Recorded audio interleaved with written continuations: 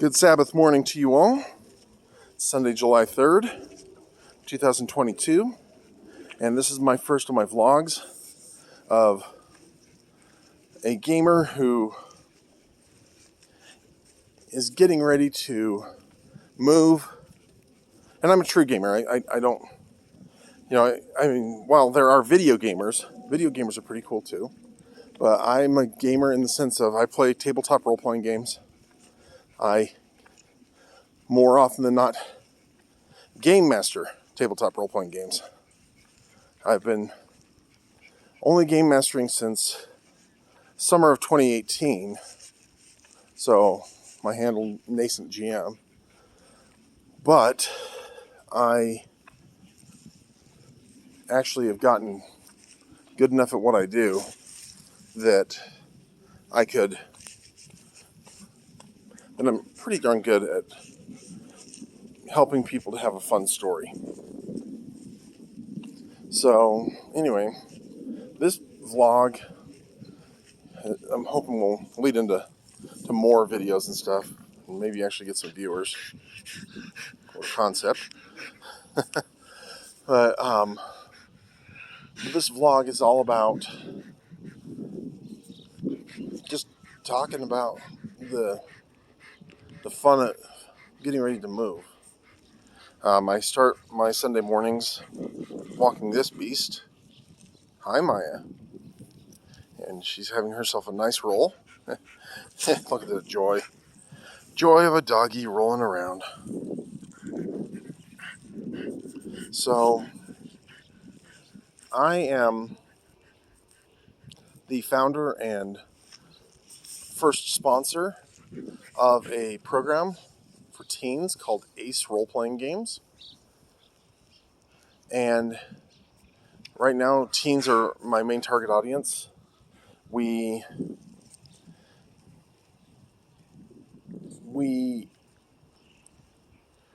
get a group of teens together every Tuesday from 6 p.m. to 9 p.m. at Mythos Games. And if you're between the ages of 12 to 18, you're welcome to join. Right now, we just have one table. And we have some really cute, sweet kids that are there. But it's a really nice, fun, safe environment for kids to come in and just have experiences like what I had when I was a teenager. Role-playing gaming in my teenage years is what helped me not commit suicide. And that was a blessing like nobody's business. I had friends who were waiting for me, friends who expected me, and they helped me also get some of the frustrations in my childhood and in my life out so that I wouldn't commit suicide. Like I said, so I would feel that I was missed if I left. And I've founded quite a few role-playing groups in my time as an adult, but when my kids especially started getting into their teenage years, come on, Maya, let's go. When they started getting into their teenage years, that's when I just said, you know what, let's try this again. And it kind of started with my son having a role-playing group of his own. So, well, just to let you guys see it, I live here in Daybreak. And look at this is a view from one of our hills here. So I'm not too far from Mythos, and I'm also associated with RPA, Family Friendly Gaming, which, who knows what of those brands is still, RPA, Ace, I don't know what's going to stick around. But I do know that I rather enjoy being able to help kids get things that they don't get in school. Like, some of the things would include things like, communication, leadership, imagination,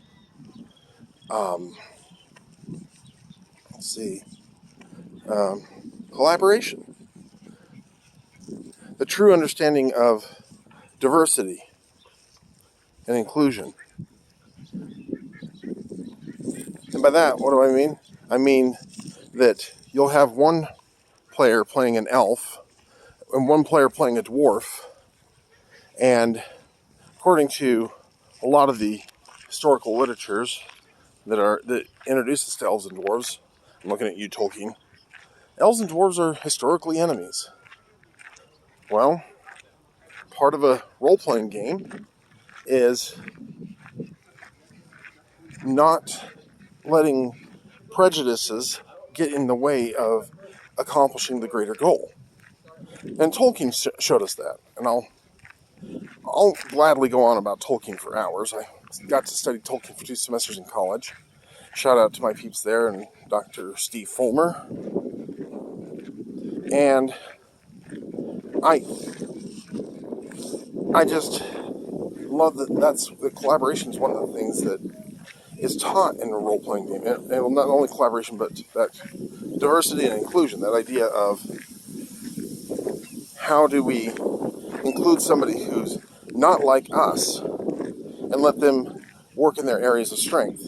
Because not too many elves are straight-up fighters. I mean, you can be, especially in the system that we use, which is Savage Worlds. And that, I give a shout-out to my friends at Pinnacle Entertainment. They are some of the greatest people in the world, and Savage Worlds is possibly the greatest system in the world. There's not many things that I've played that can equal Savage Worlds for flexibility and ease of use, and even like quickness of game.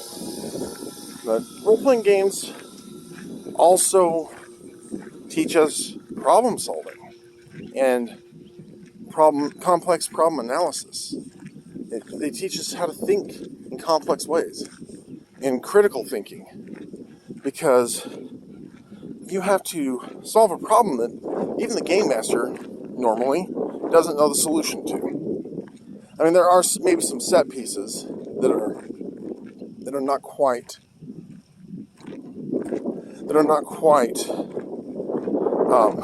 resolutionless, but the game master usually has to have 2 outcomes in their head.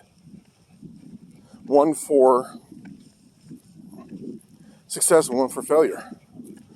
Maybe have to come up on the fly with a third one. Sorry. And that's part of the reason why I do this, because the teens have to realize that sometimes there's more than just a black or a white solution. And that's why I like doing Ace role-playing games. It's possibly one of the best. Ace is probably, in my opinion, one of the best things I've ever been able to do. And if I can help just one teen, just one, to not commit suicide, then I've succeeded. However, that's not what I would like to do with Ace. What I'd like to do with Ace, actually, is I want Ace itself, my program, my portion of it, to be a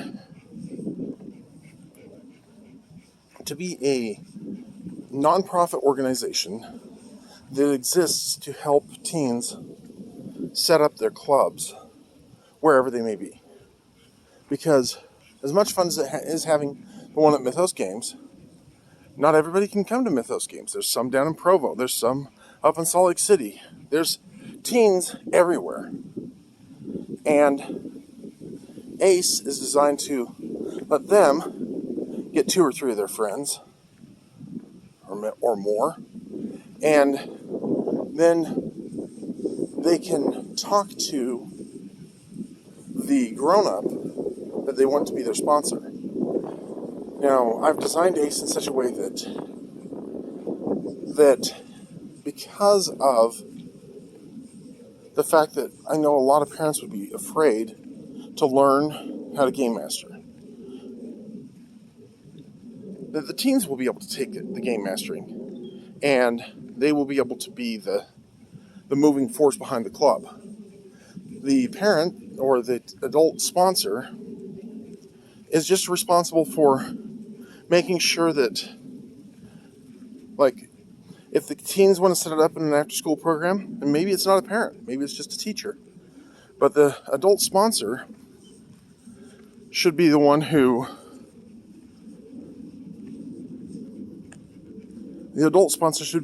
just makes sure that the teens behave themselves, that they respect the rules of their venue,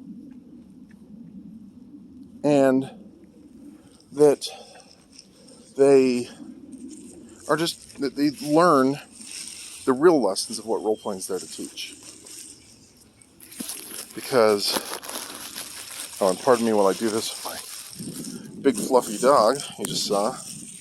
She decided to take a poo.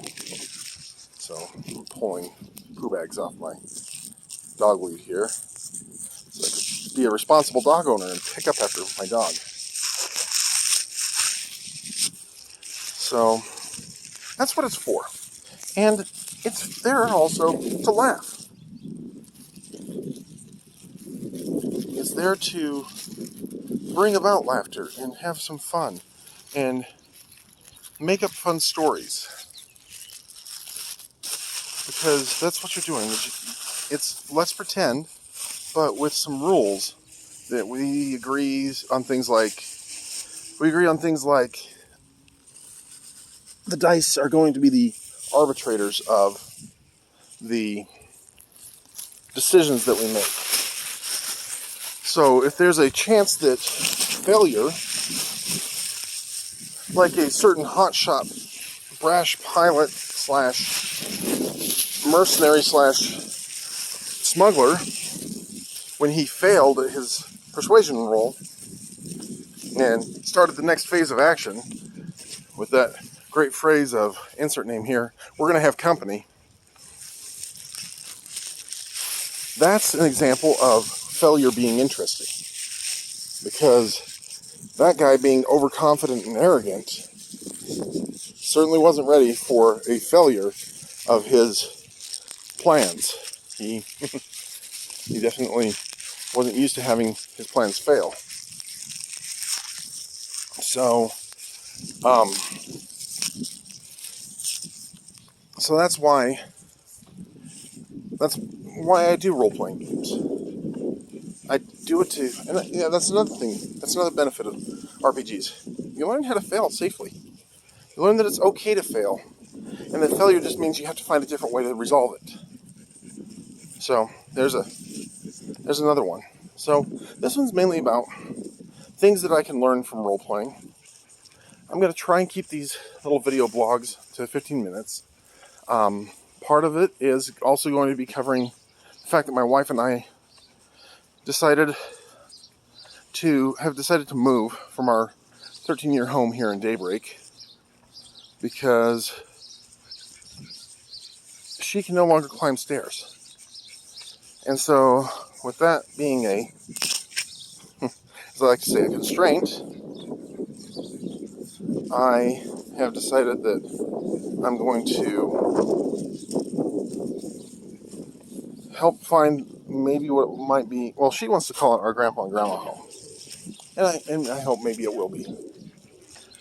But I also hope for enough success and things like that in life to be able to upgrade her one more time before we kick the bucket.